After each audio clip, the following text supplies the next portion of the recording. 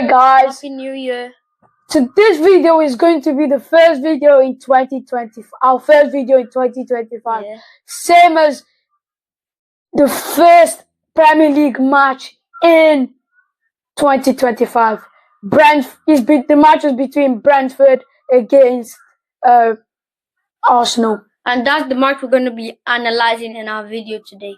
The match was really tough, as everybody knows that it's not easy to play Brentford in their home. And I think it was Arsenal really played well to make that comeback from 1-0 to 3-1. Yeah, I think that's a really good compliment. So what do you think about Arteta's decision? As we all know that Saka is injured and wasn't around for this game today. Do you think Arteta's decision to replace Bukayo Saka was a good idea?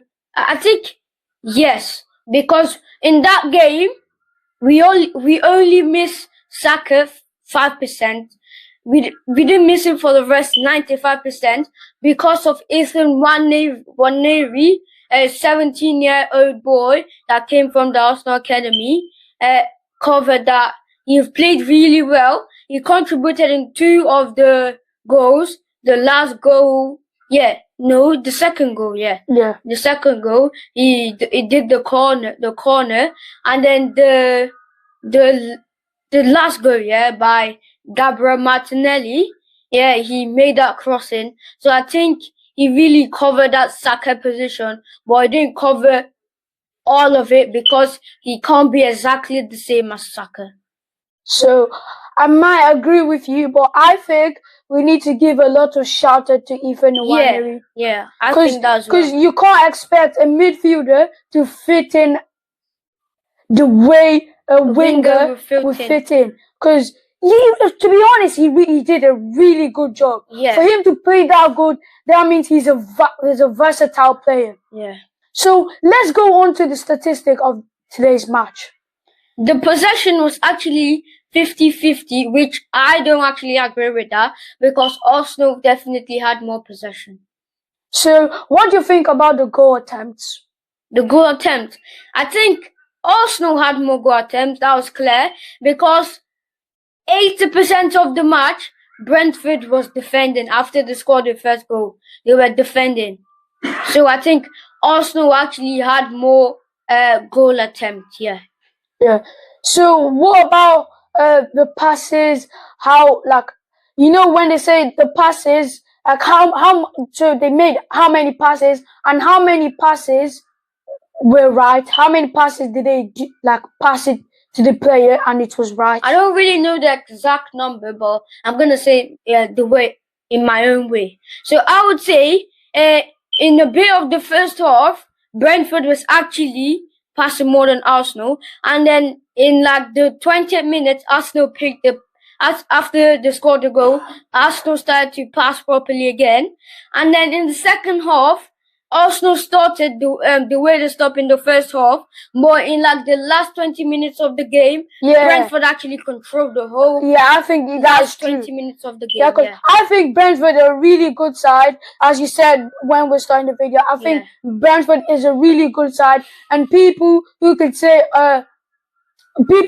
that Brentford is a small team, and we should not be conceding first to Brentford. I think that's not wrong. Brentford are a good side. They played really good today. Look at the last 20 minutes. Even though they were losing, Brentford is a side that will still go after you even though they're losing. And that's a good attitude to football. Yeah, thank you for that. That's a good attitude to football. So I think big shout out to Brentford and big shout out to Bueno, because I didn't expect that goal from him. That goal, he was right target. That's the word you use. The shot was right target. Well, I think the person who caused that was Ricardo Calafiori. I'm not trying to blame him, but he should cover his line more up, because the goalkeeper can't do everything. So he's the one that should be checking his side, looking if he's in the right position, and being more you know what I mean, to block the ball. What do you think about Arsenal goal? The first goal, I think Partey, he strike that ball with force. Yeah. He strikes that ball with force, and that's why the keeper couldn't keep up with him, like Grip it. grip him and keep it Big to himself. shout out to Thomas Partey as well. Yeah, but I think he should have been the man of the match because he controlled the whole midfield today. But what do you think, Martin Odegaard? I don't think he was really sharp today. Yeah, he wasn't. It wasn't. You know, the wingers used to is actually Bukayo Saka. So if Bukayo Saka is not there, he wouldn't play as much as he does. But he still played well today. Do you think it's probably because they have chemistry or they understand each other? They understand each other. That's what I'm trying to say. Yeah. So I want to say something about Ethan Nwaneri. Did you notice when he was playing, he was being closer to the midfield and like cutting into the midfield a lot of times? Yeah, because he's used to the midfield. He's a midfielder, and if you're a midfielder, sometimes you forget. Yeah, it's the midfielder. Sometimes you actually forget because sometimes when I play for my team, I play on the wing and then I forget that because I'm a midfielder. I play on the wing and then I forget that I'm actually playing on the wing. So I go to the midfield. Yeah. So that's why I'm saying that it's not his fault.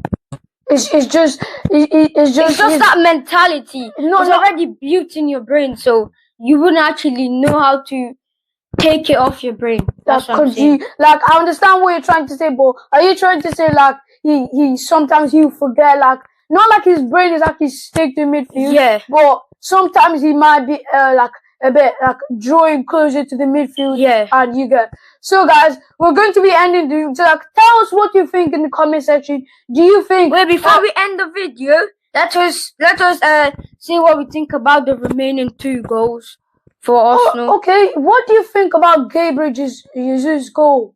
The first goal, I actually think that goal was actually a brave goal because if he was not brave, it wouldn't do that fly header. That's what I think about that goal. Yeah, well, I think without that shot from Thomas Partey, that goal wouldn't even come because that was a brave shot for him, and he, as I said before, he struck it so hard. So the second goal. The second goal by Gabriel Martinez. Mika Marino. Yeah. I actually think that goal is not much of a deal because when he took that corner, he just played the ball. Yeah, he just played the ball and then he went in the net.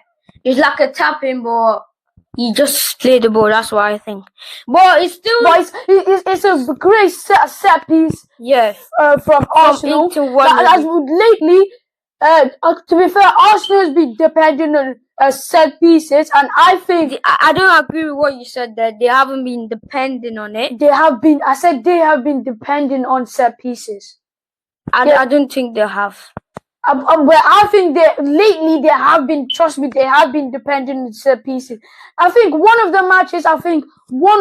Against Man United. Yeah, all two the of goals, the goals were set pieces. Most of the goals were set pieces. Yeah, that's what I'm on about. That Arsenal has been dependent on set pieces lately. Shout out to the set piece coach because it's a great method of scoring goals. Because you see, winning, you just have to you get what I'm trying to say. You just have to deliver. But I still don't agree with you that you say Arsenal depend. When you mean depend, you mean they don't have any other means of scoring goals except set piece. Like they only want to score set piece goals. That's what you mean by depend. Well, that's not where I'm. I said lately, they've been dependent on set pieces just a little bit, maybe, especially in the game against Man United. That's what I think they've been dependent on it lately.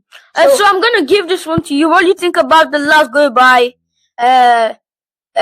Gabriel Martinelli? To be fair, it all comes down to Ethan Nwaneri for that great assist, for that great cross in. Because if he hadn't said, okay, let me just try and see what could happen if I just whip the ball into the box. If he didn't do that, that goal wouldn't have come. And if we didn't score one more goal, we wouldn't have more goal difference. Like it doesn't matter if you're winning, you can still keep scoring goals. You get what I'm trying to say? And I think Martinelli, I think that was the best goal of the day. That's what I would say. Because that volley was actually a good volley, and he played it with power as well. Yeah. So guys, we're going to be ending the video here, and you guys comment on what you think we did well and what you think we did wrong, and comment about what you think about what we're saying, and that's it. We're going to see you later. Bye. Have a happy